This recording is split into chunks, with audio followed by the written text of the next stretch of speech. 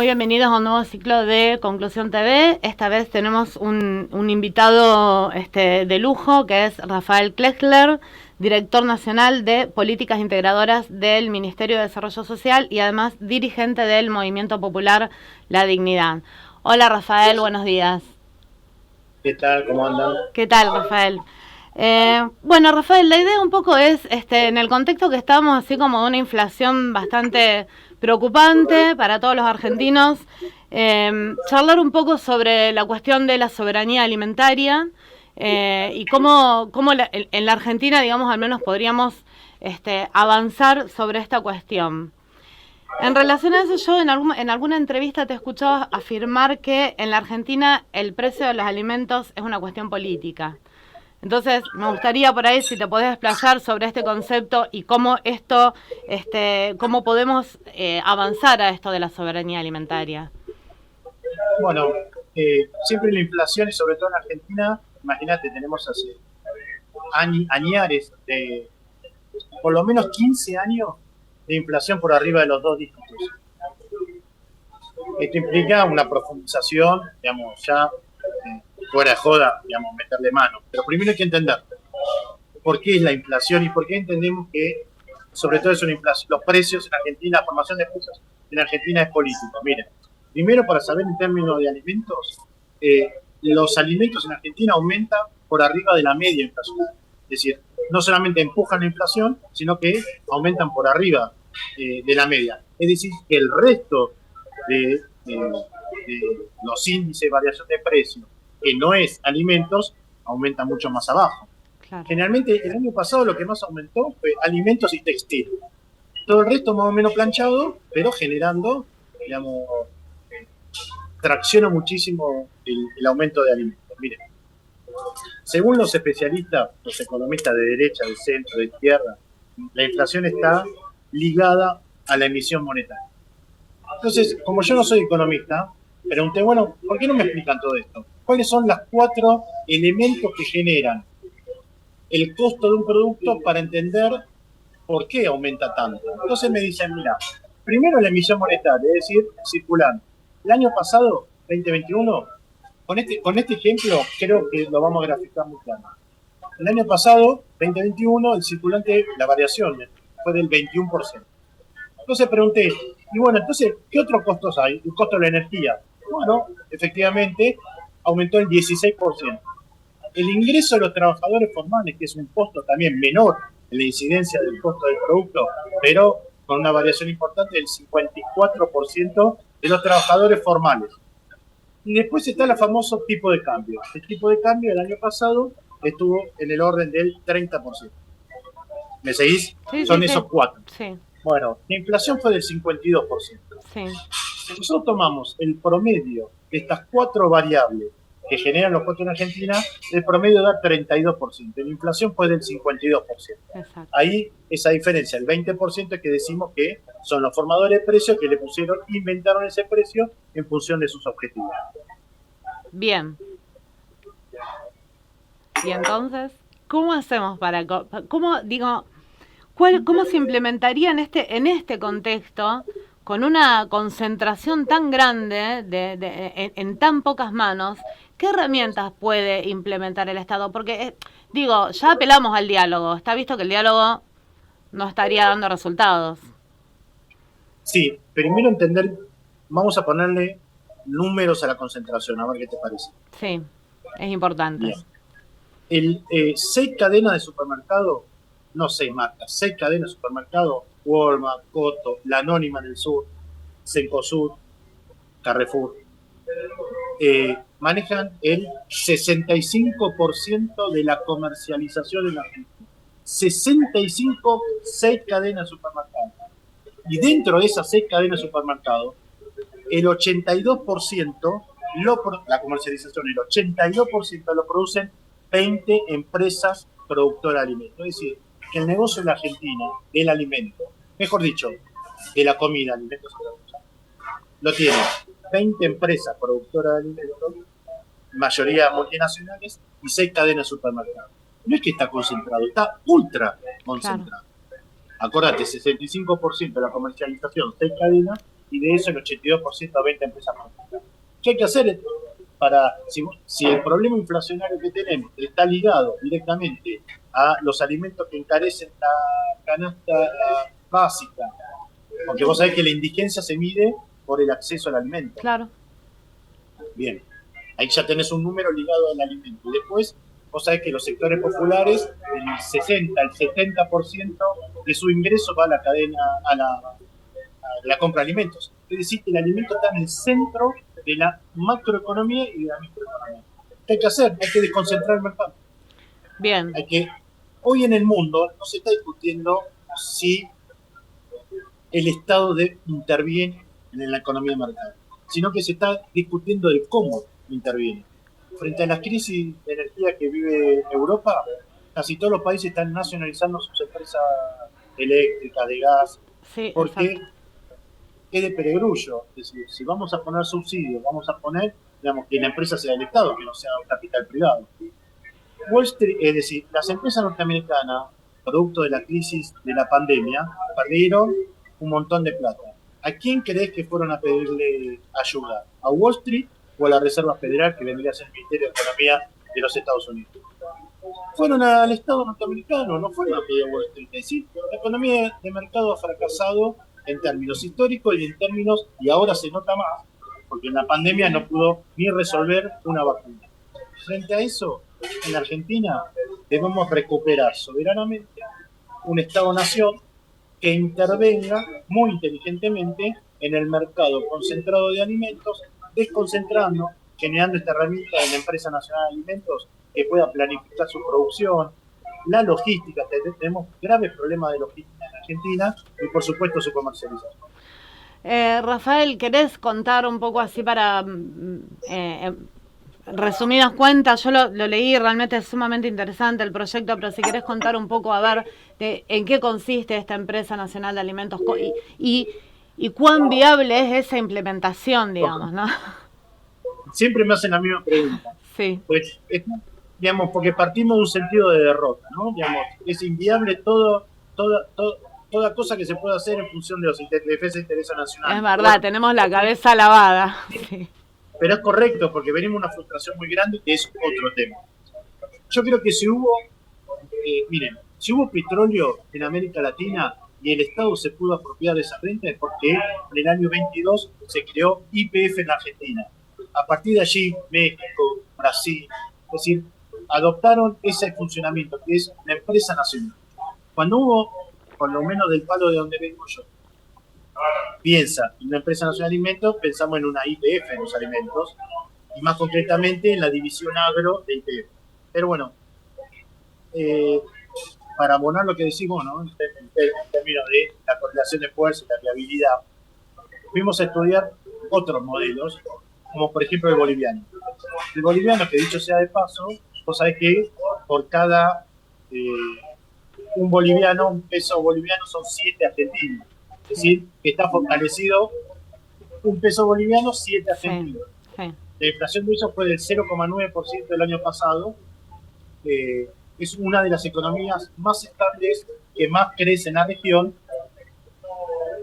con un año de golpe de Estado. Es decir, salvo ese año, porque hubo pérdida, el texto viene un crecimiento importante. Bueno, frente a nosotros que estamos proponiendo la creación de Empresa Nacional de Alimentos como una suerte de idea fuerza, pero generando empresa por cada producto. Es decir, nosotros que identificamos ya muy rápidamente que tenemos que trabajar arroz, empaquetado arroz, legumbre, por supuesto lácteos, agua envasada, que tenemos un grave problema de distorsión de precios con agua envasada, muchísimo, cuando nos están vendiendo el litro de agua más caro que el litro de nafta, pero no en Rosario, en Buenos Aires. En Rosario, en Buenos Aires. Pero imagínate lo que es la zona de Cuyo, donde no llueve hace 8 meses. Bueno, dicho esto, nosotros planteamos que por cada...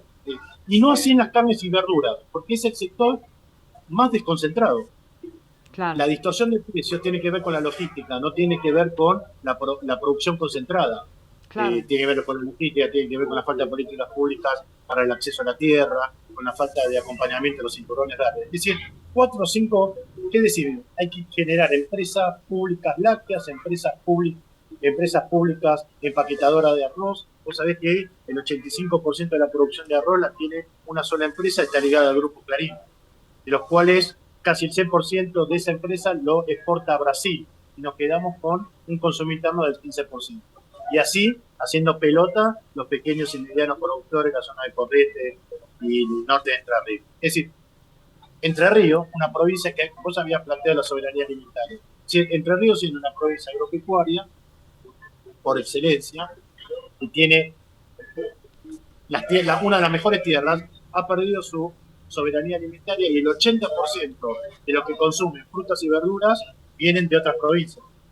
Esto no habría problema en un país federal porque vos planificás, ¿qué importa? Si tiene otras provincias es el mismo país, pero no es así. Tiene que ver con la especulación de los intermediarios y la pérdida de soberanía alimentaria. Claro, perdón que te interrumpo, ¿no? Porque el gran negocio también es el de los intermediarios, ¿no? Es, digamos, si vos te pones a pensar en la distancia entre el productor, lo que se le paga al productor y lo que paga el consumidor, digamos, ¿dónde va todo ese dinero? Que el productor es el que menos percibe.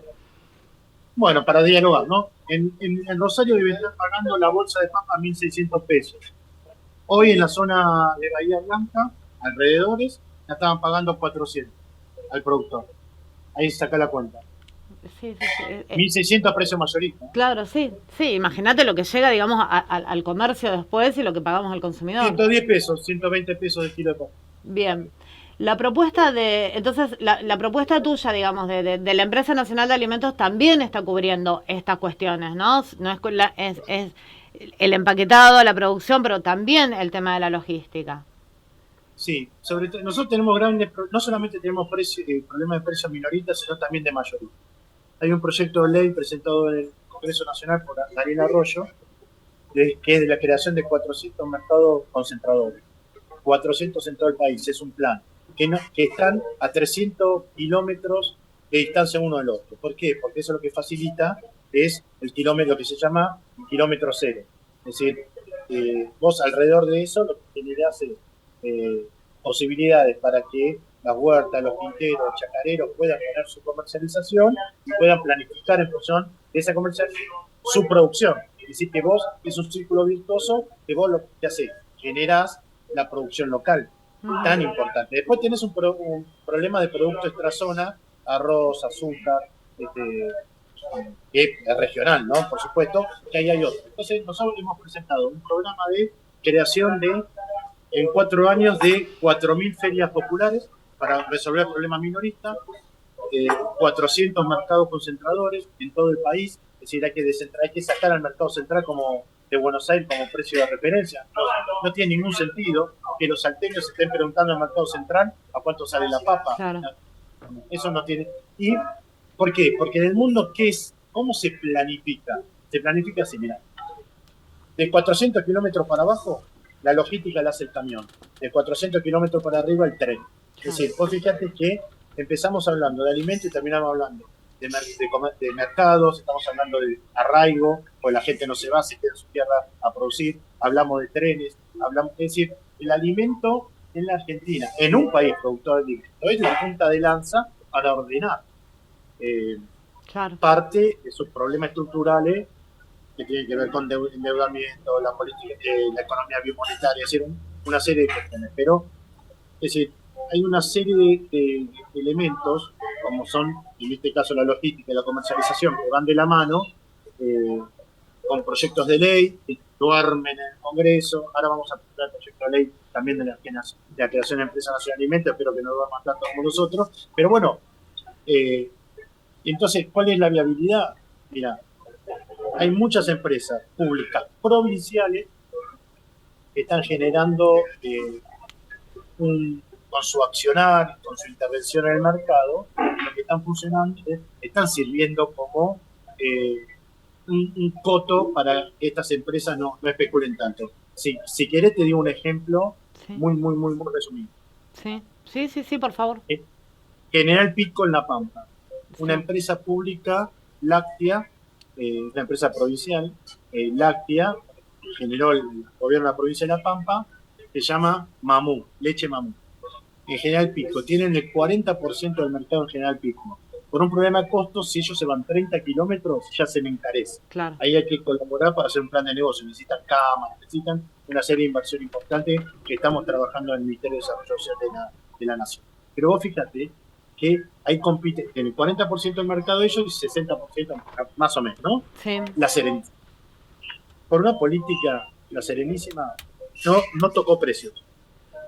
La Serenísima pone 160, 150 pesos el litro de leche, Mamú está 100 pesos. Claro. No tocó precio, lo mantiene a 150. ¿Pero qué hizo para poder seguir compitiendo? Le aumentó lo que le paga a los productores lecheros en La Pampa. Claro. Es decir, ¿por qué? Porque si no se le iban... Claro. Se venían con nosotros. Claro. Es decir, que de alguna forma, interviniendo inteligentemente, ya vas. Es decir, todavía no se pudo lograr que la Serenísima baje el precio en la región, es un monopolio increíble la Serenísima, pero logramos que le paguen unos manguitos más a los productores. Claro, los productores, exactamente. Ahí, digamos, ahí el eje de la intervención. Ahí en la introducción del proyecto de la Empresa Nacional de Alimentos, a mí me pareció muy interesante.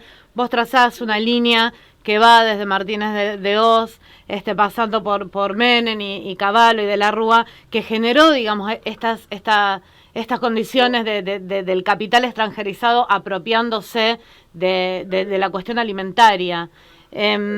Por eso yo te vuelvo a insistir, digamos, ya te hice esta pregunta, pero digamos, es posible, digamos, porque esta hiperconcentración, estos hipermercados que te, como vos me nombrabas, Coto, Carrefour, que te marcan los precios y de los cuales parece que no pudiéramos escapar, es posible pensarlo a nivel federal, porque muchas veces nos pasa, ponele, el programa Precios Cuidados.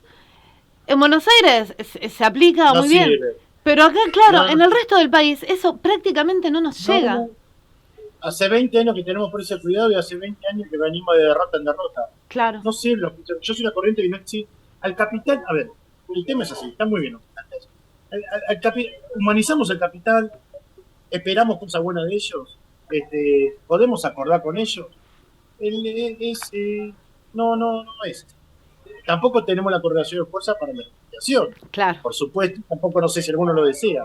Yo creo que hay una falta de vocación política. Aquellas economías que pueden planificar, aquellos países que pueden planificar su economía son aquellos que se están parando de mano frente a estos capitales mundializados, globalizados. China, Rusia, algo de la Unión Europea, sobre todo Francia.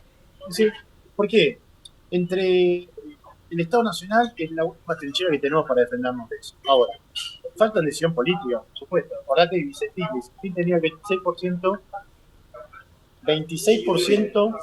de intervención en el mercado de exportaciones de aceite. Regulábamos el precio del aceite. Y no fue el capital concentrado directamente que salió con los tapones de punta. Fue, entre otros, el gobernador Perotti, que se opuso a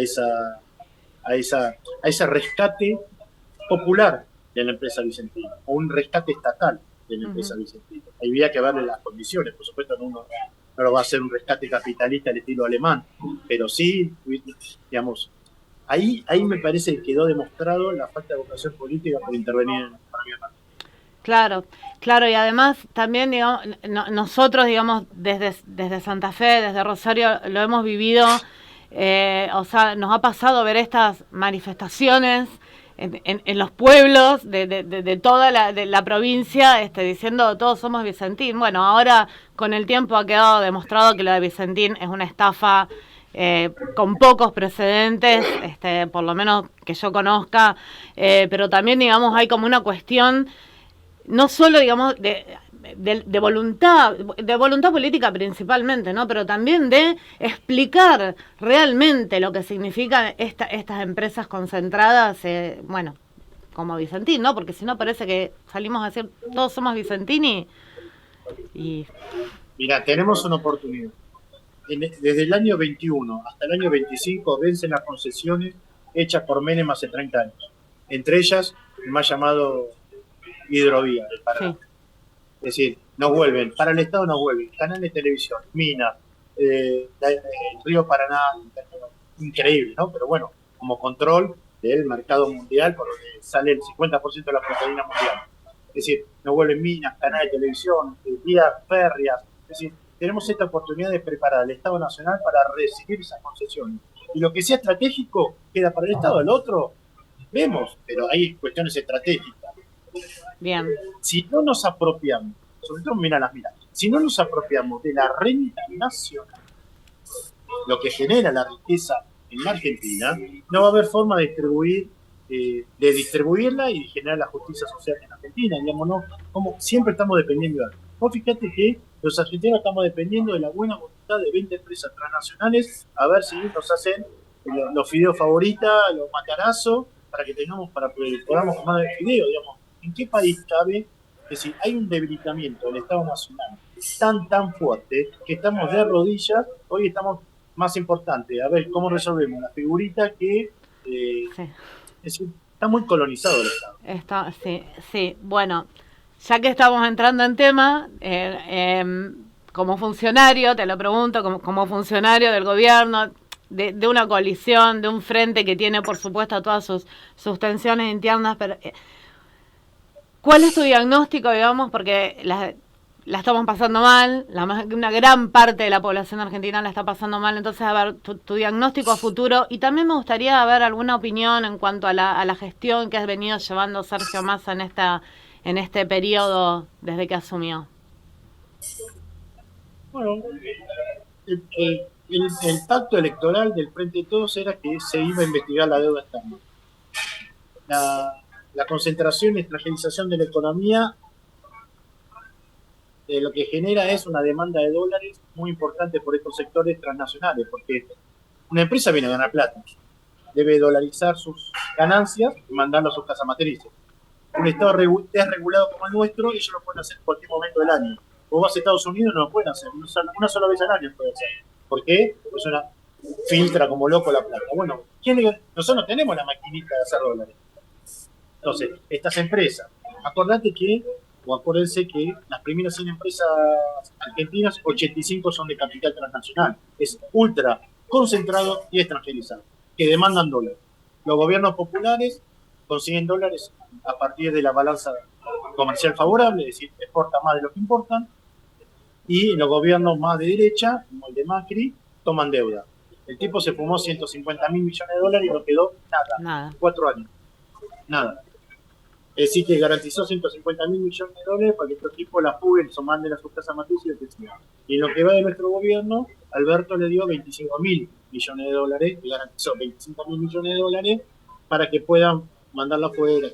Bueno, conclusión. Nosotros, el 1 de marzo, Alberto, en la sesión de 2020, todavía no teníamos pandemia, 2020, dijo, bueno, vamos a investigar la deuda. Hoy, el que conduce la Argentina es el Fondo Monetario Internacional a través de sus acuerdos que hizo con la Argentina.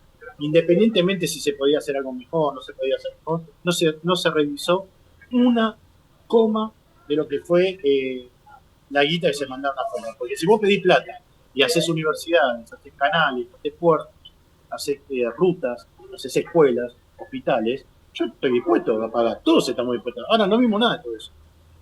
En función de eso, esta economía bimonetaria que plantea siempre Cristina, que pensamos en pesos, pero las ganancias son en dólares, es lo que nos está llevando a la ruina.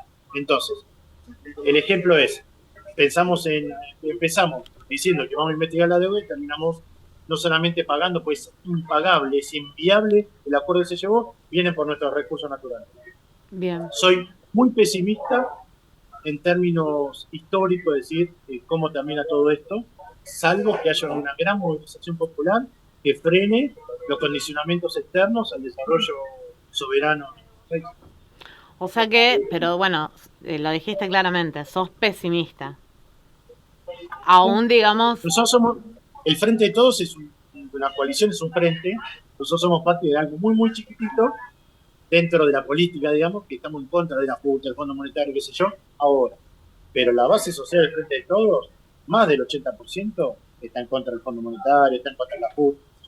Ahora nos están vendiendo que es lo único posible. Y los posibilismos a nosotros nos llevó a la derrota todo el tiempo.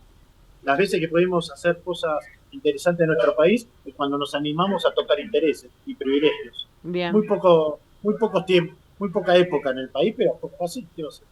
Bien.